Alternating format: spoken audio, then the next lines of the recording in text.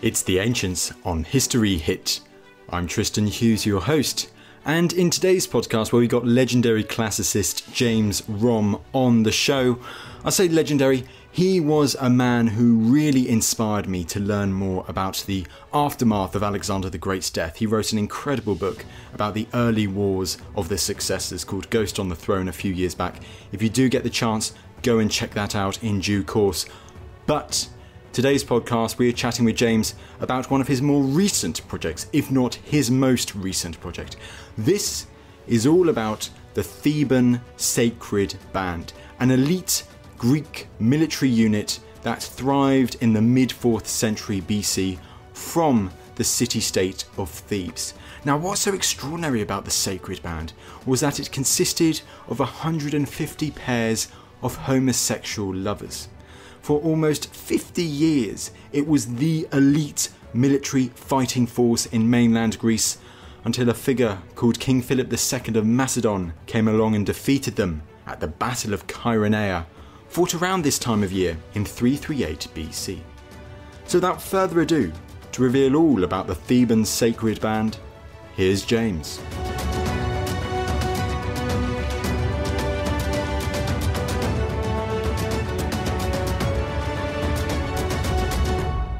James, it's a pleasure to have you on the podcast. Thank you. It's a pleasure to be here. Now, the Theban Sacred Band is shining a light on a remarkable, unique ancient Greek military unit. I mean, it's not Spartan, it's not Athenian, but it played a central role in the rise of a city-state that, can we say, history hasn't been kind to. That's right. And one historian in particular who wrote the only surviving account of the era of the rise of Thebes, Xenophon, was especially unkind to the Thebans. He hated them, and he left out some of their most important achievements, including the exploits of the Sacred Band. Well, you mentioned Xenophon. We'll get into Xenophon very soon, I've got no doubt. But just to set the scene, the background, the early 4th century BC when this is all happening. I mean, James, particularly between like 400 and 380 BC, there is significant animosity, there's hostility, particularly between Thebes and the other ancient city-state, that is Sparta. Yes, Thebes and Sparta had been allies for the 5th century, and in the Peloponnesian War, Thebes fought on the side of the Spartans, was really one of their principal allies. And it was only around 400, around the turn of the century, that Thebes began leaning away from Sparta and gravitating towards Athens.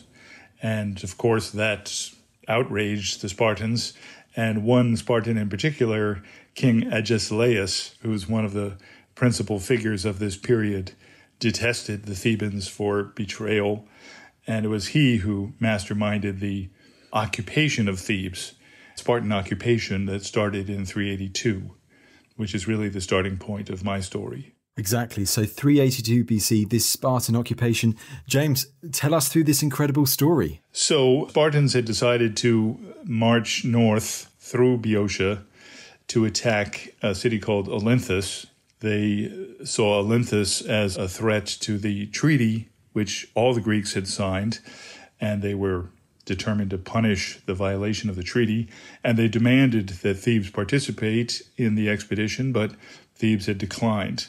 So on their way through, the Spartans were camping outside of Thebes and seemingly just staying one night and then marching on. But the next day, they doubled back, rushed through the gates of the city, which had been opened for them by collaborators inside, and up to the Cadmea, which is a fortified acropolis, almost impregnable, and installed themselves there and instantly became the controlling power in the city. They replaced the regime, which was largely pro-Athenian, with a pro-Spartan puppet regime, and dominated the politics of the city for the next 3 years. For the next 3 years, but James, it sounds like this is only the start of this story, because certain Thebans in particular, how do they react to this Spartan occupation? Well, as you might expect, those who were on the Athenian side, on the democratic side, instantly went into exile or became political dissidents, and many of the dissidents were jailed or executed. But the exiles took up residence in Athens, and from there they plotted a counterstroke It took 3 years to launch it, but in 379, an expedition was mounted to retake the city. Daring exploit led by a man named Pelopidas, who becomes one of the principal figures in the rise of Thebes.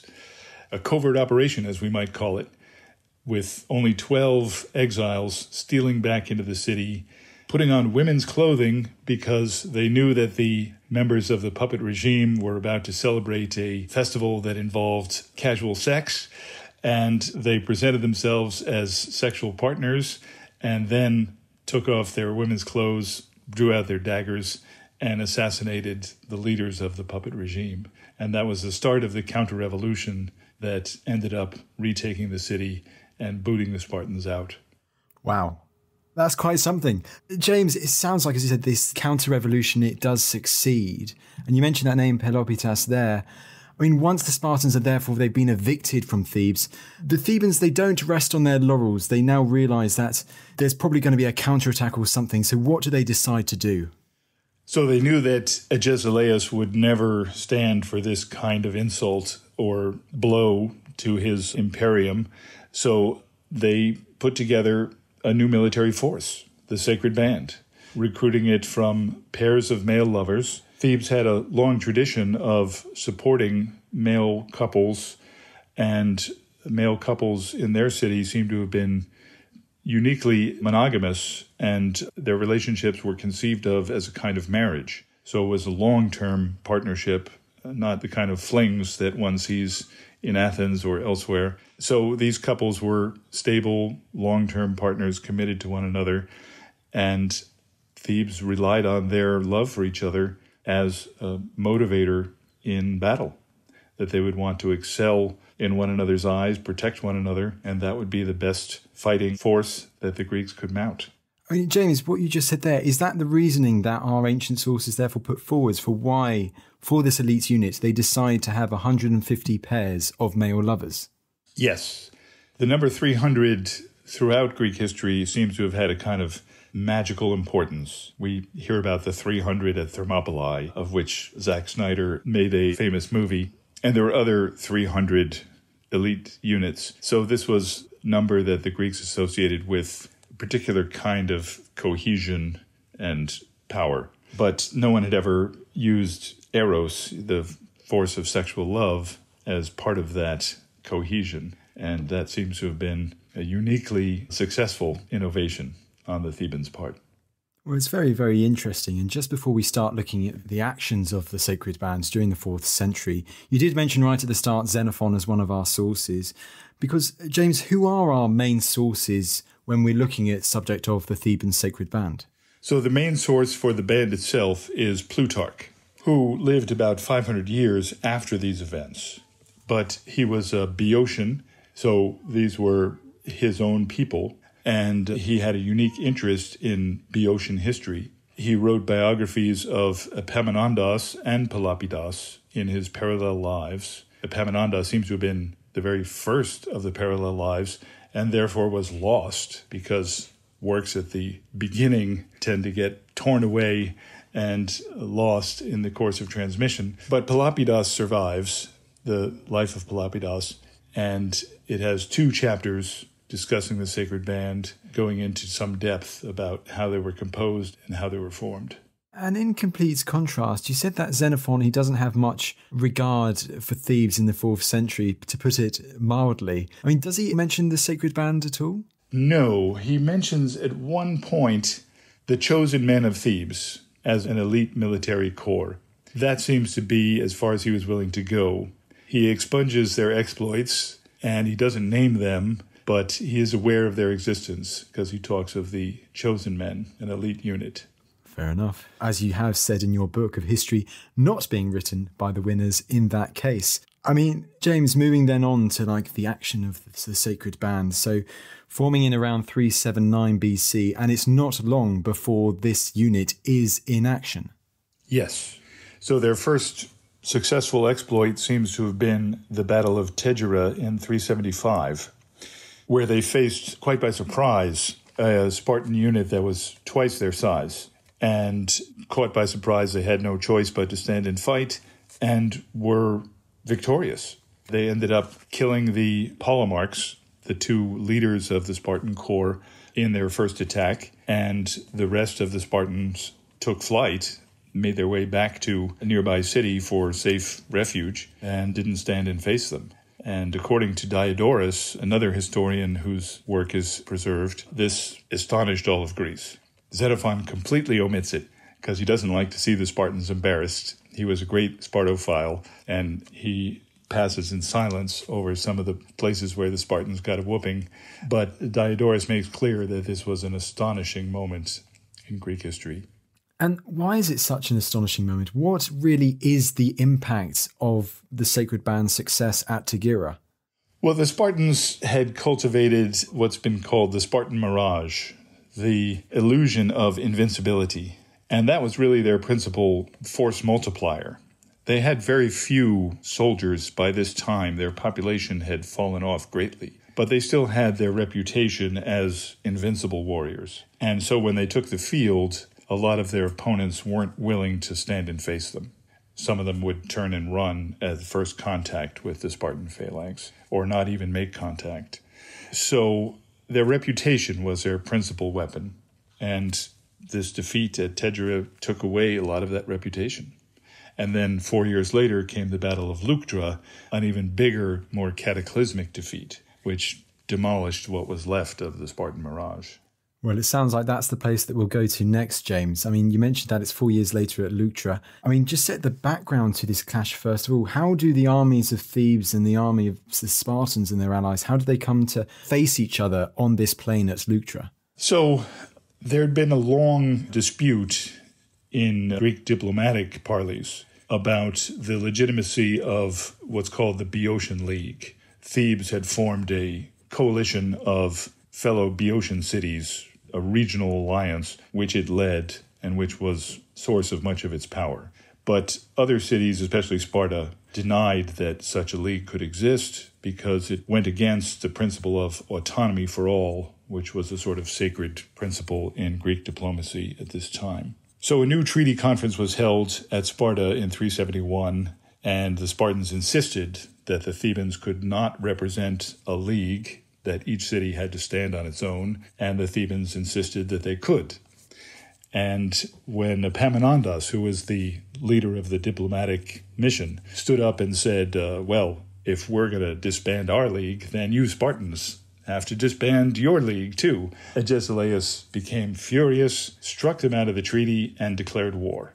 And only a few weeks later, an army invaded, Spartan-led army, and took up position at the plain of Leuctra, about 10 miles from Thebes. And so that was how the battle shaped up.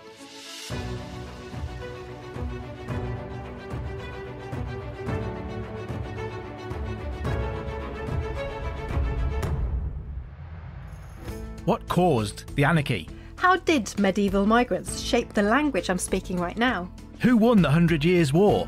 Could England's lost patron saint be buried under a tennis court in Suffolk? How did England's last medieval king end up under a car park? And were the Dark Ages really all that dark? I'm Dr. Kat Jarman. And I'm Matt Lewis.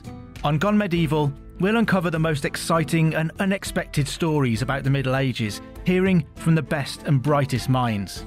We will disentangle fact from fiction, bring you the latest discoveries, and reveal how the so-called Dark Ages laid the foundations for much of the world we're living in today. Subscribe to Gone Medieval from History Hit, wherever you get your podcasts.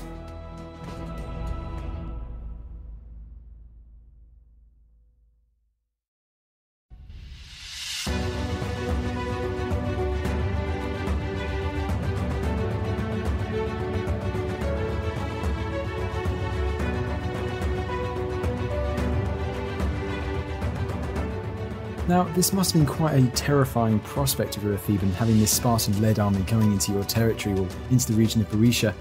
But how do the Theban leaders, you see that the army of the Spartans is there, how do they prepare, how do they deploy? I mean, where is the sacred band in all of this? So, Epaminondas was in charge of the coalition army, the Boeotian army, and he did a very remarkable thing for the time. Instead of putting his strongest force on his right wing, which was what Greek infantry armies always did. He put it on the left wing, knowing that that wing would face the Spartans, which were the strongest of their side and therefore on their right. So instead of strength facing weakness, as was usually the case, he decided to face strength with strength. And I think his confidence in the Sacred Band was largely behind that decision. So he put the Sacred Band on the far left and built his phalanx 50 shields deep, which was 3 times the normal depth. So it was thicker, stronger, and had the Sacred Band as its spearhead facing the Spartans.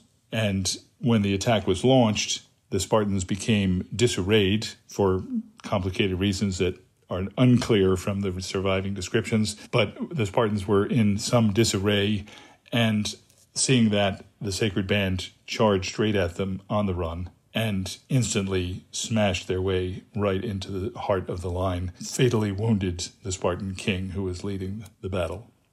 So it was a knockout blow, almost right at the start. His right wing never engaged with the Spartan left because those were not Spartans. They were the allies of Sparta who were there against their will. And Epaminondas understood that the Spartans were compelling other cities to fight Thebes. And he decided, we won't even fight those people at all. We'll just concentrate all our force on the Spartans. James, it sounds, as you say, it sounds completely unprecedented for that time in ancient history. Not just the fact that this army was charging the Spartans themselves, but also that they managed to get this decisive blow. And it must be hugely significant, perhaps even of the denting of the Spartan image at Leuctra.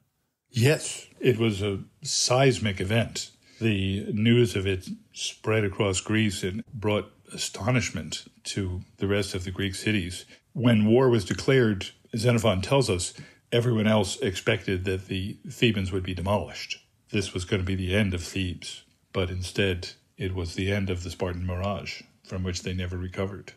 And what does this event, what does it really emphasize about the Theban Sacred Band and its quality on the battlefield? Well, it shows that they were uniquely effective in their mobility, and the small size of the unit meant that they could be targeted at a very precise point. It's much what Alexander would later perfect, Alexander the Great, in his battles. As some of your listeners know, Alexander triumphed over the Persians in 2 major battles, both times by sending his cavalry directly at the position of the Persian king. Cutting off the head of the snake is the term that the ancient world used and we still use today. So it was Epaminondas who first made that image an immortal one.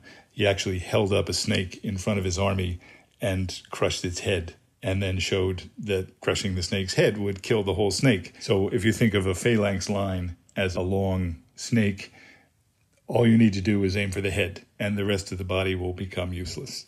So this was the start of a long sequence of battles all through the 4th century, in which the goal was really to aim straight at the leadership of the opposition and knock them out at the first contact.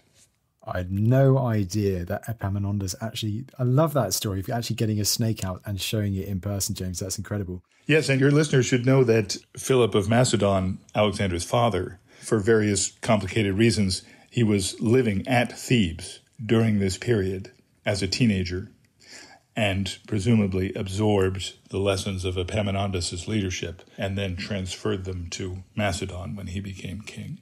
Don't you worry, James, we'll be getting to the Macedonians in due course in this story, no doubt. I mean, just before we do go down to the Macedonians, because that's like the next big battle on the list, as it were, but between 371 BC, the Battle of Leuctra, and the next big event that we'll be talking about in around 338 BC, in those 30 years or so, I mean, do we have many references to the Sacred Band in this period? No, and that's unfortunate. We don't have many surviving sources at all for that period. Xenophon's Hellenica ends in 362, and then we have about a 30-year gap before we get to any significant surviving historical sources. So what Thebes was doing, what the Sacred Band was doing, is a bit of a mystery during that time. So what does happen during that time then, James, following Leuctra? What happens to Thebes? Does it keep rising, or does it meet a, shall we say, a high point? It very much meets a high point in 364 and 362. Unfortunately, the Thebans did not have a very deep bench, as we say in sports. They didn't have a cadre of leaders that had the vision to sustain the Theban hegemony. Epaminondas and Pelopidas were unique individuals with the vision and the courage to bring Thebes to superpower status. But in two tragic moments in two successive battles, they were both killed in their prime. It was part of Greek warfare that the leading general fought at the head of his troops, and therefore there was always the risk that he would be killed. And as luck would have it, both of them took fatal hits in battle in the late 360s. And that left Thebes adrift. It didn't have another leader with the same talent, and its fortunes fell off dramatically in the next 2 or 3 decades. Just before we continue chronologically then down to that period in the late 4th century BC, James, I noticed in your book how there are quite a few mentions about philosophy and the links to the sacred band and possible mentions of the sacred band. I mean, do we know what philosophers at the time, what they thought of the sacred band and these ideas around possible links to the sacred bands in their work? Well, no philosopher mentions them by name until much later. Plato and Xenophon, two students of Socrates who lived through the era of Theban greatness, both talk about armies in which lovers are fighting side by side. Plato talks about it in theoretical terms in the Symposium, and Xenophon says specifically that Thebes and another city, Elis, put lovers side by side in battle without using the term sacred band. It's clear that Xenophon's aware of events at Thebes, not as clear in Plato's case because he's talking hypothetically. What if there were an army composed of male lovers? He has one of his characters say in the Symposium, that army would defeat any foe, even a more numerous one. My thesis, as I develop it in the book, is that Plato is talking about the sacred band. He was aware of events at Thebes, and this is a covert reference. He has to make it covert because the Symposium is fictionally set in 416 BC, 30 years before the time in which it was written. So he can't use a term like the sacred band because they didn't exist back then. In any case, both principal philosophic writers of this era have discussions of military corps made up of male lovers. They're very interested in it. Going on then from that is really interesting in itself, but moving on towards then, let's go on to the big battle, which is the Battle of Chaeronea. Now, you mentioned earlier how Philip had been at Thebes around the time of the Battle of Leuctra and could have learnt from that. But by 338 BC in the Battle of Chaeronea, I mean, he's on the opposite side of the battlefield. What has led to the rising Macedonian kingdom and Thebes to find themselves on opposite sides of battle at that time? So that's a great question because it was not at all a foregone conclusion when Philip started to threaten central Greece. His rising power was clearly a security threat to Athens and the rest of the Greek world. It was not at all clear which side Thebes would be on. They had been allies of Macedon, and Philip had been in residence at Thebes during his teenage years and still had friendly relations with Theban leaders. It seems to have hung in the balance as to which side Thebes would go on. Demosthenes went to Thebes in person as an Athenian orator and persuaded them, or later on at least they decided, to fight on the Athenian side, that is, to oppose Philip. But it was a close call, and many of them must have not have been sure which way to go. So Thebes allied with Athens. They'd been at odds for decades before that, but they struck an alliance and brought their combined army to the field of Chaeronea. And in that army is the sacred band. What happens to the sacred band in that battle? So we know a lot about this because the grave of the sacred band, the mass grave, was discovered in the 19th century and excavated.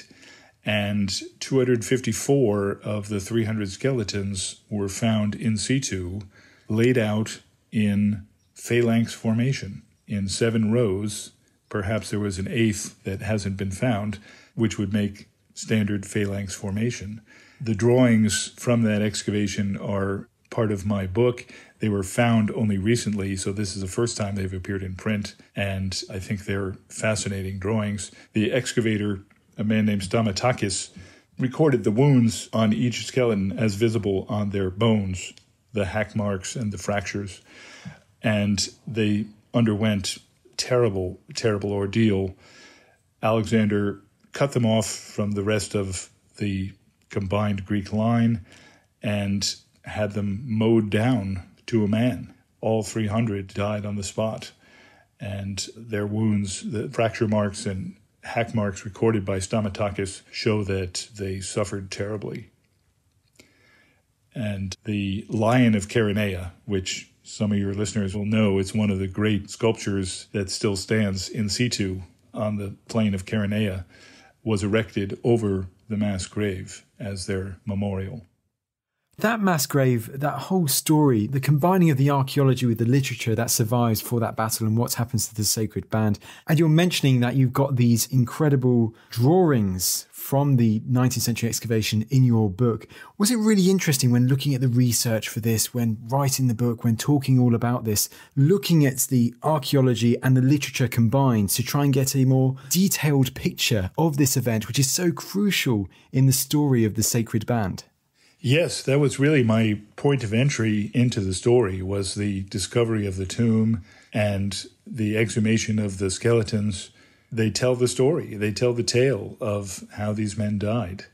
A couple of the skeletons are still above ground. They were preserved for study, but the resurfacing of the drawings was really a stroke of good fortune. We didn't know that they existed at the time that my researcher and I started looking into this, and they're just absolutely gripping, the character of the drawings. And the whole arrangement of this burial, you mentioned how they almost look as if they were in phalanx formation. When looking at the literature then, James, does it seem to show that the Thebans, even though they were defeated at the Battle of Chaeronea, they had this deep love of the Theban sacred band, that they did bury it with extravagant honour? Yes. And even Philip, the head of the opposing army, supposedly rode over to the place where their bodies were piled and commented that these men died with honor and no one should think anything shameful about their life or their death. So he paid them a tribute on the battlefield, and then the memorial that was set up over them is clearly meant as an eternal tribute. Just wrapping up now, I mean, the whole story of this military unit, it's so interesting to delve into so much detail about it and what we know about it. It's so interesting to talk about this unit, which, I mean, you mentioned in your book, like for 4 decades, it was one of the most prominent military units on the Greek mainland. It feels like it should deserve more attention than it's got, so it must feel nice to be lifting a lid on it, as it were. Yes, we pay so much attention to Athens and Sparta because of Thucydides, because we have this magnificent narrative from the 5th century explaining their conflict, what each side was all about. We don't have anything comparable for Thebes. Instead, we have Xenophon, who tried to put them in the shadows as much as possible. So it is a real joy to be able to give them their due share of glory and attention. Absolutely, James. You are righting that wrong from ancient history. Last thing, your book on this topic is called The Sacred Band, 300 Theban lovers fighting to save Greek freedom. Fantastic. James, thank you so much for taking the time to come on the podcast. Oh, it's been my pleasure. Thank you for having me.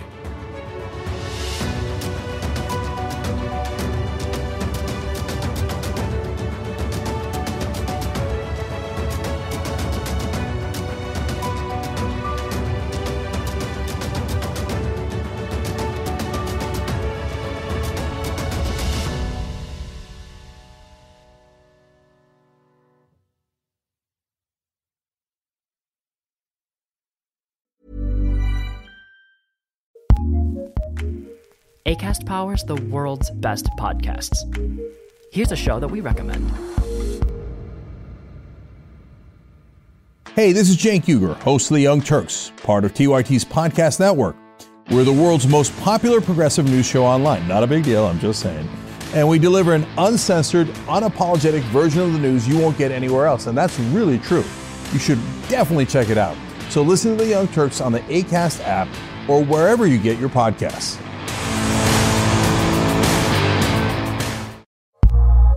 Acast recommends.